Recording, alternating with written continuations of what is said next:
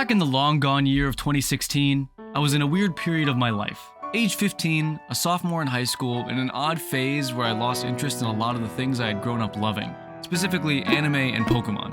It stemmed from not being confident in these interests and feeling a sense of shame for liking quote-unquote things for kids. I also got diagnosed with a chronic illness, but that's a whole nother can of worms I don't feel like opening right now. One day, my sister decided to show me an anime that had just come out recently called My Hero Academia. I swear this video is still about Pokemon, just let me set up these story beats, it'll be worth it. After they showed me the first few episodes, I went and binged the rest of the season the next day, so it's safe to say I kinda liked it. Now it might sound weird and a little hyperbolic, but this one anime/manga series brought me to where and who I am today. But we'll save that for later, cause I'm going to Japan, baby! If you ask any lifelong Pokemon enjoyer where they'd want to go on a trip, there's a high chance Japan will be the first place that comes out of their mouth. And for good reason. Other than 2 stores in Singapore and Taiwan, Japan is the only place where you can find Pokemon centers. No, not the ones from the games, the real thing. A haven full of carefully curated products for anyone who even remotely likes Pokemon. And don't tell, but I kinda like Pokemon. I know, it's crazy, but it's true. So, I made it my goal to hit as many Pokemon centers as possible throughout the trip. Though, just to be clear, this isn't a video where I go to every single Pokemon center in Japan or whatever. Munching Orange actually did that already, and it's a really great video if you're interested in seeing some of the Pokemon centers I didn't get to go to. This video is gonna be more of a general story about my trip to Japan with Pokemon centers connecting it all together. A little different, but it's still Pokemon adjacent, so it fits the video criteria. Now, with all that out of the way, I hope you enjoy the story of my first trip to Japan. The first thing on the docket was the flight. Being my first flight out of the country, and my longest one ever too, it's safe to say I was a tiny bit anxious, but I'm a big boy, and was very brave throughout the whole 12 hours. Greninja gave me the confidence to keep going too. Thanks, buddy. After landing, we made our way to the Airbnb we booked, and were greeted by a special guest when we arrived. Hi, Mickey. Big fan. Though we didn't talk for long. We were exhausted from the flight, but we were in Japan, so why not explore a bit? Here, I had my first experience with the fabled Japanese 7-Eleven. And they were not kidding when they said this place has literally everything. Freshly packaged and cooked food, hot and cold drinks, Pokemon. Though I was pretty out of it, so I forgot to film basically anything this first night, so moving on. Day 1 officially began, and we were on our way to the first destination. However, not to go up it or anything, but because of the mall underneath it. There were tons of cool stores with anime merchandise and themed cafe goods, but I was still holding up strong. Nothing really jumped out at me until I heard my sister say, "Jump shop." And I beelined it for Luffy. Now I'm sure some of you have shared this experience, but this was the first time I can genuinely remember blacking out when entering a store. I grabbed that empty basket and everything after that is just a blur. I have no idea what happened. I mentioned before how I like MHA, but that isn't the only Shonen Jump series I love. Haikyuu, One Piece, Sakamoto Days, etc. I was surrounded by a bountiful merchandise haven specifically curated for me. But that was only a drop in the bucket. Once I was done selling my soul to Shueisha, we kept walking around the mall and that's when I saw it. That beautiful green lizard protecting the entrance to a capitalist's dream. The first of many Pokemon centers. Pokemon Center, Tokyo Skytree. Genuinely, I don't think I can overstate how surreal of an experience this was. Walking into an official Pokemon store that's playing the Pokemon Center music over the speakers almost made me cry. This franchise has such an iron grip on me, but I don't even care. There was so much merch that I had never seen before. Like plushies, card sleeves, socks, honestly anything you can think of has probably been turned into something that you can buy. But I was so overwhelmed that I forgot to film a lot of it, which is something I'll be saying a lot in this video. Sorry. It's only the first of many though, so we'll be seeing more of this yellow rat very soon. Afterwards, we strolled through the Skytree Mall and peeked in a few stores, but didn't stay too long. Next, we made our way over to Shinjuku, where I bought the first of many pre-owned Pokemon games on this trip for an insanely good price. Kinda hurts knowing how much they are in English, but it's fine. It's fine. We stopped by some anime cafes and just looked around at some other interesting stuff before closing the day out. The start of day 2 blessed us with this beautiful view of Tokyo Tower before hopping on a train to... This place was definitely one of my favorites on this whole trip. As soon as we got there, I got this blue ice thing from a vending machine, and oh my god, one of the best things I've ever had in my entire life. We met this super cool dude, like, you really gotta meet him one day. And then met this other dude in front of a mall, and you know, he was alright.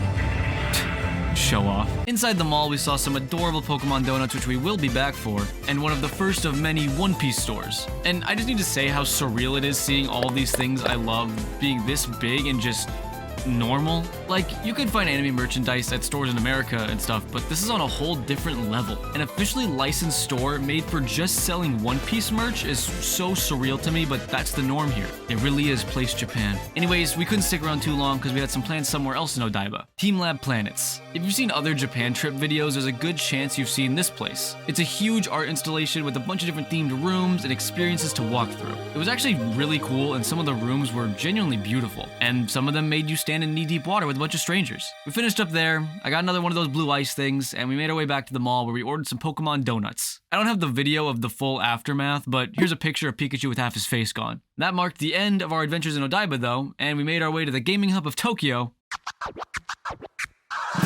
You know how I was just talking about it feeling surreal that there's all these things like games and anime all over the place? Well, Akihabara is that feeling cranked up to 11.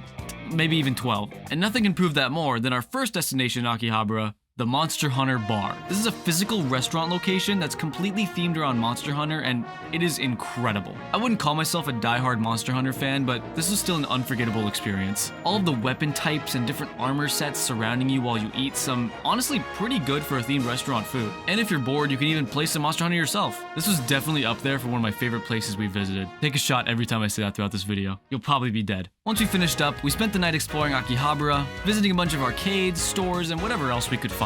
Actually, funny story about one of those stores in particular. The day before, when I found Pearl and White for pretty cheap, they were at a store called Surugaya. So when I saw the one was close by in Akihabara, I was like, oh, we gotta go, that's such a great idea. We got there, and I was hoping to scope out the store for some more pre-owned Pokemon games, so we checked the floor list to see what we could expect to find. Most floors were anime goods, like cool, but not exactly what I'm looking for. Then, on floor 7, it said they had PC games. Ah, games. Just what I was looking for. Let's head up there and see what they got. Just don't click on floor 5. That one says adult films. Don't want to go up there. Oh, this is an Oregon Trail. Later in the night, we learned that if there's a floor that has adult things on it, every floor above that will also have those same adult things. The more you know. After that haunting experience though, we needed a cleansing. So we found this shrine deep around Akihabara, and it was absolutely beautiful. Japanese architecture has always been one of my favorite things, so being able to see these beautiful buildings up close was a dream come true. Also, this little guy gave me a fortune, and I didn't record or take a picture of what it was, so I can't remember. But it was probably like incredible, amazing, super luck for life, so nothing too crazy. And with that, we close out the night with a relaxing walk through the shrine grounds, which was definitely needed because tomorrow we had a big day in... Word of advice, if you ever want to not spend money in Japan, do not go to Harajuku. In the grand scheme, it's not the biggest place, mostly just a few conjoined strips of stores, but the amount of stores crammed into that small space is terrifying. An example, we were browsing a small dollar store right as we walked into Harajuku. I noticed that there were some stairs off to the side that went into a basement level entirely filled with gachapon machines. It didn't matter where you were, you could always find some random shit to fill the next hour just by walking around. So we spent a little too much on gacha before moving. Not much else of note happened while strolling through Harajuku, just some neat shops with a bunch of random and cool stuff. Oh, but the snacks at the food stalls were some of the greatest I've ever had. I didn't get any footage, but I tried these strawberries on a stick coated with hardened sugar, and oh my goodness. Please try them if you're ever in the area, you won't regret it. Though Harajuku was just the start of the day, because next we had the big one. The part of Tokyo that you've most likely heard of through various different means. We headed to the heart of Tokyo. I'm gonna be real. Shibuya was a blur. Similar to Harajuku and basically every part of Tokyo, there's a lot crammed into one place. So much, to the point that it's impossible to even cover a small percentage of it in one day. So we just tried to hit all the important spots, aka all the places with merch we'd probably buy. First stop was the Shibuya Parko Mall. This place has a Nintendo store, a Pokemon center, a jump shop, etc. all on the same floor. Needless to say, it was a bit of a nightmare. We weren't even there on a weekend, and this place was absolutely packed. The Nintendo store itself was so packed that I barely even bought anything because I felt like standing still for even a second to look at something was getting in the way of 20 different people. So I just picked up some small stuff like keychains. Same with the jump shop, but there also wasn't much there that I hadn't already seen, so it was just cool to walk around another one. The Shibuya Pokemon Center, though, had something very interesting. The Pokemon Design Lab, where you can customize and print your own shirts. And while we were there, they had a bunch of cool promotions going on with unique shirt designs, including the shiny Rayquaza raid for Scarlet and Violet. So I picked that one, and it's pretty sweet, if I do say so myself. It's okay, you can say it looks great on me. don't be shy. After all the chaos there, we checked out Fangamer Japan, which has a boatload of indie game merchandise. From Undertale to Hollow Knight to Amori, any game you've probably seen your favorite Let's Player go through, they probably had it here. It's honestly crazy we don't have similar stores like this outside of Japan, especially in the States where these games are extremely popular. It really is Place Japan. Again, after an extremely exhausting day, we stopped by the mall in Shibuya that I own, Shibuya Mark City, and had a delicious Wagyu dinner which was genuinely incredible. If you've watched at least one video about someone going to Japan, they've more than likely mentioned how good the food is, and for good reason. It's life-changing. And after that, honestly, I don't remember. I'm pretty sure we just went back to the Airbnb and passed out. Tomorrow would be a slower start though, which we were very much looking forward to. Next on the list was a spot a little more out of the way, but somewhere I definitely wanted to hit no matter what.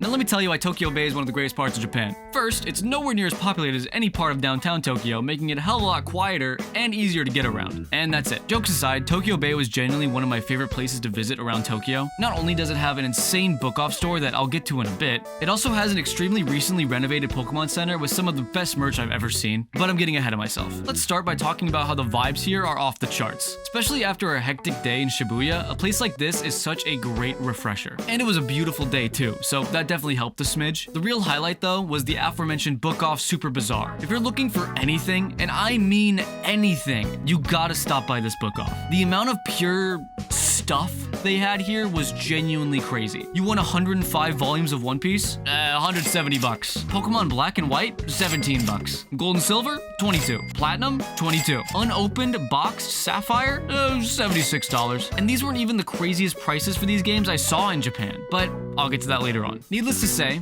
I had a bit of a field day here, but I didn't buy as much as I wanted to. I had plans to visit a different store later on during this trip that I knew would have even crazier deals, so I held my tongue. Only after picking up Box Sapphire, because how could I not? Then we made our way to the next destination through a place that looked eerily like we were back in Miami or something, but it made sense as we entered the next Pokemon Center on the list, the Tokyo Bay Pokemon Center, which is all themed around lighthouses and the ocean. I hate to spoil it, but I think it's pretty safe to say this is my favorite Pokemon Center. From the vibes to the incredible exclusive merch, everything about this one was just perfect. And I saw that girl from Fortnite on the TV, which was pretty cool. However, the day was not over yet. We weren't planning on hitting one Pokemon Center today. No. We were en route for a second one in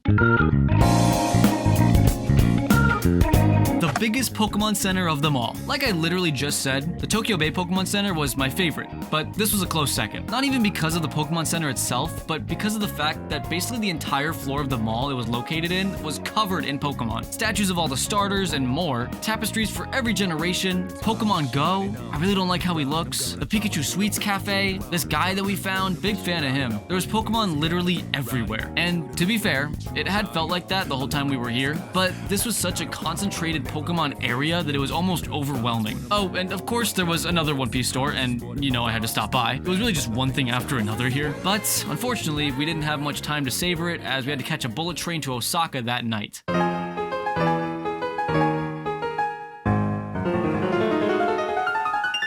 Where I instantly almost stepped in vomit on the sidewalk. Oh, and at this point we were all starting to get a little sick, so that was fun. Japan day 5, baby.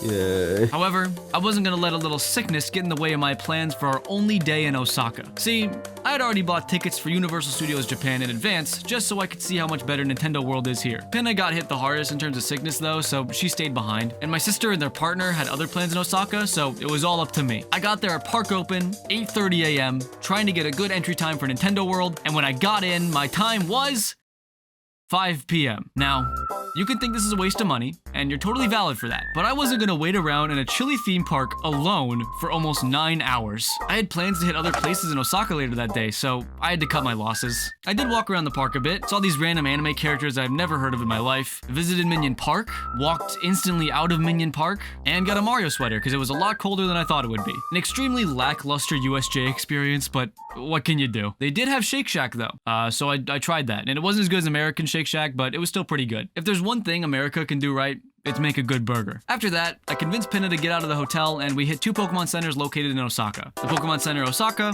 and the Pokemon Center Osaka DX. They had a Pokemon Cafe as well, but we didn't have reservations. Though, this won't be the last time we see a Pokemon Cafe. Trust me. Among Us Pikachu, another jump shop, a Kirby Cafe shop, and that was about it. But it was a weekend, and the night was still very young, and we're in Osaka. There was only one place to go. Dotonbori, the heart of Osaka's nightlife. The best location if you want to drink the night away with a couple of buddies, hopping from bar to bar. Peter? Yeah, instead of doing that, we went to the Drunken Clam, an American karaoke Family Guy themed bar, and got a few drinks. And we listened to some guys go off on karaoke too. It was not the kind of night I expected to spend in Japan, but it was something you can really only experience here, so it felt special. Actually, I haven't talked about it much so far, but at this point in the trip, I had been having the time of my life. I'd never been out of the country before, so it was a pretty big deal to me. For my whole life, I've been surrounded by media from Japan, and experiencing it firsthand is something I always wanted to do. So being able to finally do that was an incredible experience I'll cherish forever. Anyways, we left the Family Guy bar, in case you forgot that's where we were, and we finished off the night at an Italian family restaurant, without the guy. It was just okay, but I had a good time. We headed back to our hotel and hit the hay, waking up bright and early the next morning for another bullet train ride too. So a little context as to why we came here specifically. My sister and their partner are very much into Love Live, and this is the town where one of the series takes place. It was only fair after dragging them around to every Pokemon Center in Tokyo, so they got their time too. We got there a bit before check-in time, so we left our things at the inn and went off to our first destination, Aoshima Marine Park, an aquarium built on a beautiful island off the coast of Numazu. And of course, to get over there, we rode a Love Live themed boat. Something you'll quickly notice is that this town loves Love Live. You'll see it literally everywhere. In the decorations, the taxis, the inns, and even down to the different stamps you get at stores and stations around town. Back to the Marine Park though, it was wonderful. The best way I can describe it is that it felt very local, which makes sense with how small the town is, but it gave it a very nostalgic and quaint feeling that enhanced the experience even more. Then we decided to strip that feeling away and beat it to death by climbing an insanely steep 30-minute hike to the shrine at the top of the island. Don't get me wrong, it was absolutely beautiful, and I don't think I'll ever see scenery like that ever again anywhere else. Like, seriously. But oh my god, I am not built for these kinds of things. We're gonna die of. Thankfully, we made it, and then remembered we had to go back down. And I don't know what happened next. Oh, what the hell?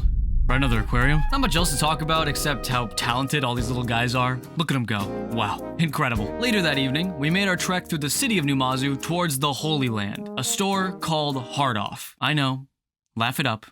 Get out of the way now. If you don't know what Hard Off is, allow me to enlighten you. You know that book off place I was telling you about earlier? It's like that, but it strictly sells pre-owned electronics. And this Hard Off is a little out of the way, so it's not in a big city like Tokyo. And that means some of the prices you can find here are genuinely unheard of, especially for Pokemon games. I picked up a copy of Yellow, Crystal, Ruby, and Fire Red for about 50 USD. Granted, the Crystal and Ruby had dead batteries, but it's a super simple fix and totally worth the hassle for the price. I don't think I can overstate how amazing this store is, but if you ever go to Japan and you're interested in older pre-owned games, it's a must. But don't tell anyone I said that. Gotta keep those prices low. To celebrate my great finds, we ended the night off with some good old Japanese karaoke, which is amazing by the way. Don't do it while you're sick though.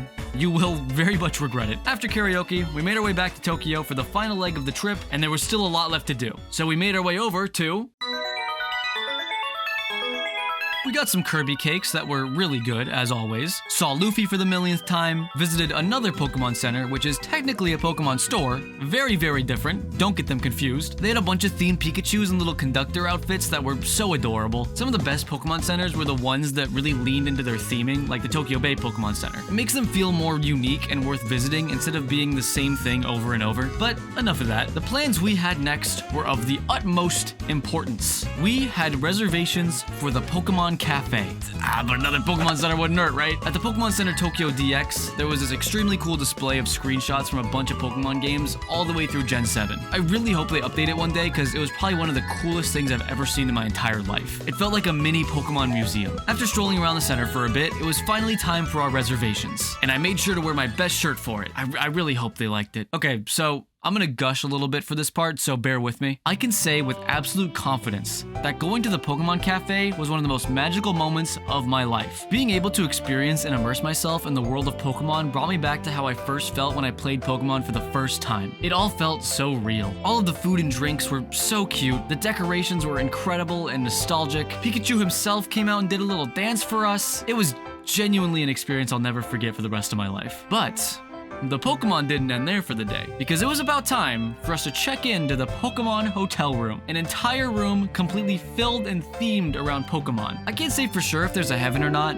but if there is, this might be the closest thing to it. And then we tried Wendy's in Japan and we experienced hell. Afterwards, we just did whatever we felt like. Visited another hard off with crazier prices, went to a bookstore where a guy farted really loud next to us and didn't say anything about it, and finished off the night with some yakiniku. It was our last night in Japan, actually, and the following day would be our last day. And I had something very important to do that I had been planning for months in advance. I was picking up the final volume of My Hero Academia on release day. Told you it'd be worth it. Our last day being the same day as the final volume release was purely coincidental, but the second I knew about it, I knew what I had to do. Like I said at the beginning of the video, I'm not exaggerating when I say that My Hero changed the course of my life in some ways. Say what you want about the show, but this is on a different level that I'm not talking about critically. I wouldn't have started drawing, I wouldn't have met amazing friends that push me to keep doing what I do every day, and I probably wouldn't be here right now making this video. Well, maybe I would, but that's not worth thinking about. Basically, this one manga series changed my life. So being able to purchase the final volume of the series in person was just, it was so cathartic. I actually ended up buying a few more because of a little random photo card you'd get for buying a volume. So of course I had to get all of them, and now they sit on my wall, reminding me every day of how important this series is to me, along with all my Pokemon things, because that's important too. And with that final goal, the trip was over. It was time to head home. It's always sad having to leave a vacation, you know? There's so much more you never got to do and so much you never got to see, but that just gives you more things to do when you eventually come back. And I will be coming back one day. Still got 9 more Pokemon centers to go to after all. And that's the video. Really appreciate you guys watching, as always. Thank you so much for 15,000 subscribers. That is genuinely insane to me. I don't have the words to describe how crazy that is to me, but thank you, as always. Really hope you like this video. It's a little different, but I just wanted to make it, so I made it. And that's my philosophy. So, and if you didn't enjoy it that much, there will be more Pokemon, like strictly Pokemon stuff coming soon. So look forward to that. But yeah, like I said, thank you so much. Shout out to all the members who always blow my mind with how, like, just supporting in general. I can't understand, but thank you. And yeah, hope you all have a great day or night or evening or afternoon, whatever time it is. I hope it's great, and I will see you in the next one. Goodbye.